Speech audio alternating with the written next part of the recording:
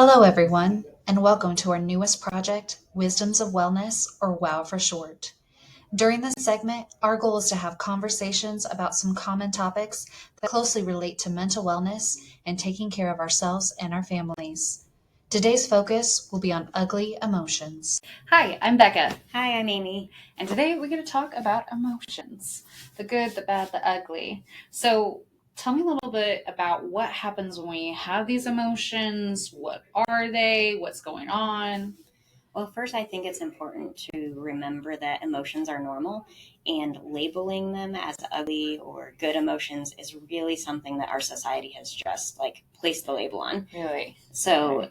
we live in a society that wants to say, this is how long you should grieve. This is how long, anger is bad, sadness is bad. You should be happy. You should be joyful. Right. And really, that's not the case. It's important to feel our emotions, because if we just stuff them down, then it can actually do damage to our functioning. It can do damage to our bodies physically. So feeling them is very important, whether they're good or bad.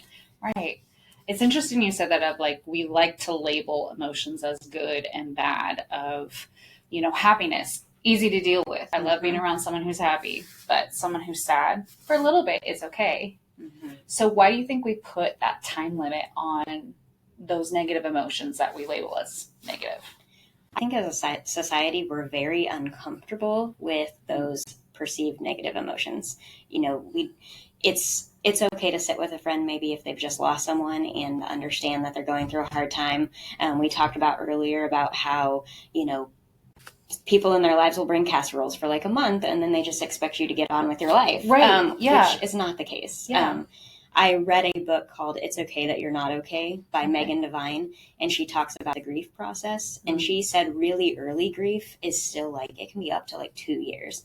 Everybody's journey is different. And one of the things that she points out is that our society thinks, you grieve for X amount of time and then you move on.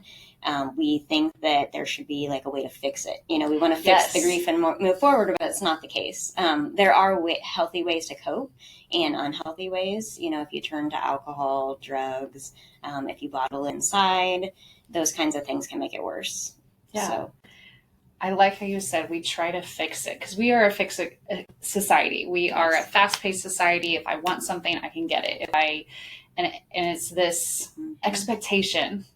The same with emotions too, of you should just stop feeling that, right? Especially if it makes me uncomfortable, right? But when I'm feeling it, it's different. So how does that align with with kids versus adults? What are some of those expectations? Well, I think most of us can relate to, we have our own ups and downs, but with children, we want them to listen the first time. We want them to not feel those big emotions. They might explode in anger and we think it's unacceptable, but they really have more of a right to those feelings than even we do, because they haven't learned as much coping, and part of their brain has not even developed yet to help with that emotional regulation. So it's so important for adults, especially parents and teachers, anybody who works with children, to really know how to self-regulate, because that's one of the most important things we can do when our kids have these huge emotions. Join them in the moment, hear them out. The number one thing that children, adults need is just for somebody to listen. Even if somebody is at a risk of suicide, the number one thing they need is for somebody to just hear their pain, hear their struggles. And so if people are dismissive, then it just hurts deeper. Yeah. With children, a lot of times it's oh, you're okay. Let's move on. You're right. Just push those feelings down. You're okay. Right. I got to get out of the store. Stop crying. It's fine. And, maybe them not getting a cookie after dinner versus, somebody losing a loved one. Of course, the amount of emotions that we think it should have, get over the cookie. But really, to them, this is a huge emotion. I always say it's little bodies and big emotions. They just don't know. So one of the things I like to talk about with my child clients is that our emotions are basically pressure building up in a volcano. And so every little thing that happens in the day can add pressure into that. And sometimes you're at the top point where any little thing is going to just make all the feelings erupt. Right. And so we talk a lot about what are the little things that you can do, especially moment by moment, to lower that stress, lower that anger, lower that anxiety. If you wait until you're in a crisis moment, then things are going to get ugly. Yeah. So that volcano is going to explode. Yeah. So there are many different ways that people can cope with emotions. So some of them are making sure that your basic needs are met. Oh, okay. Like what? We think drink enough water, get enough rest. Yeah. A lot of adults sacrifice sleep. I've done it as well, especially after the kids are in bed. It's like, okay, it's finally my time. Right. I can read that book I wanted to or just zone out. Another thing to keep in mind is just how much scrolling actually impacts us negatively. Social media, there's these little bursts of negative things, and we were not meant to know all the terrible things happening in the world. So if you can be more mindful of your present moment and the moment that you're in, I like to tell my clients, this moment between us is pretty good. Like, we're here, we're safe in the office, it's calm, it's peaceful, we're just talking about life. Right. It's not all these tragic things happening, yes. But we carry that weight of everything going on in the world, and then we just expect that we'll be happy, joyful people. So we need to, nobody wants to do it, but limiting the social media scroll, get off of that, go do something actually helpful.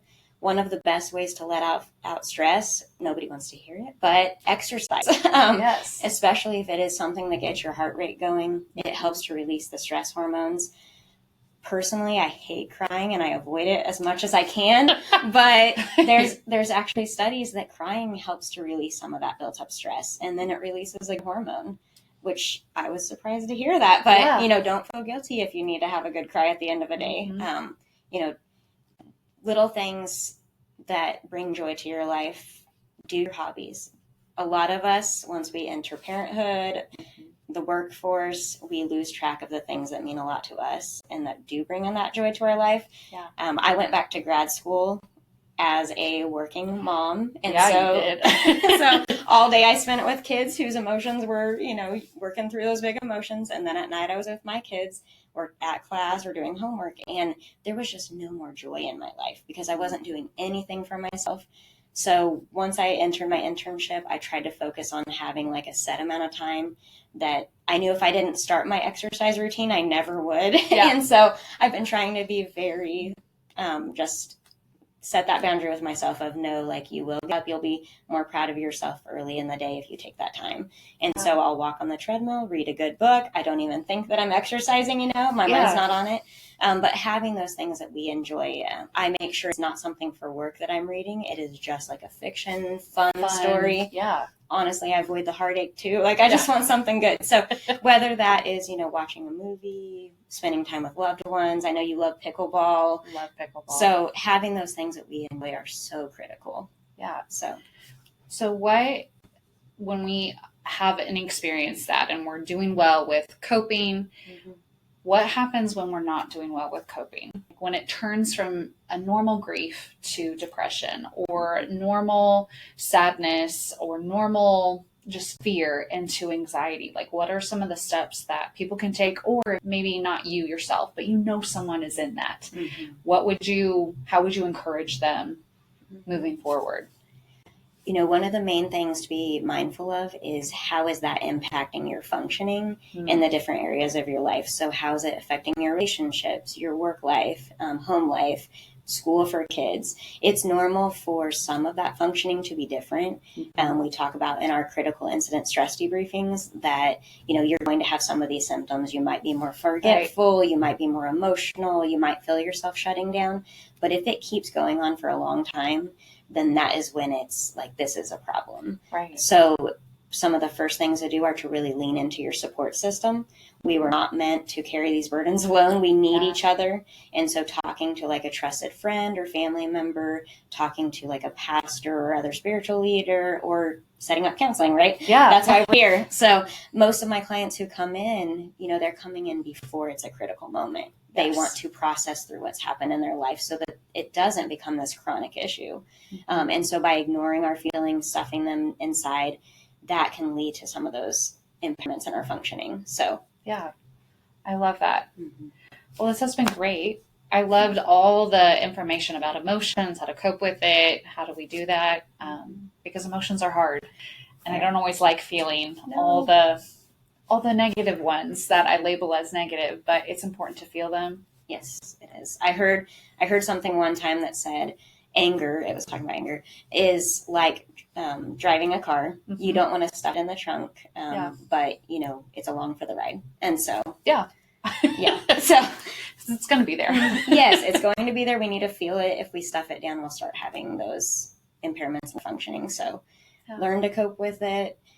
We do have some great resources out there that if people want to talk to someone, if they don't have like an EAP provider or don't know who to reach out to, you can always call 211 and get information. And then if it is more of like a self-harm or suicide risk, the 988 number, it's free. It's always available. They can talk people through things.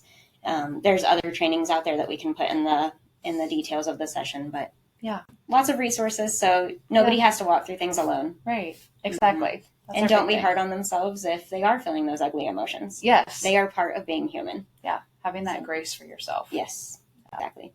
Okay. Okay, well, thank you. It's time to wrap up for today. Thank you so much for joining us.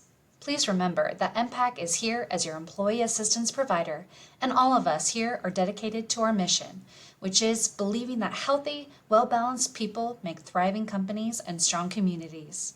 By leading with service, compassion, and partnership, we want to invite you to contact us to learn more and to get ready to thrive.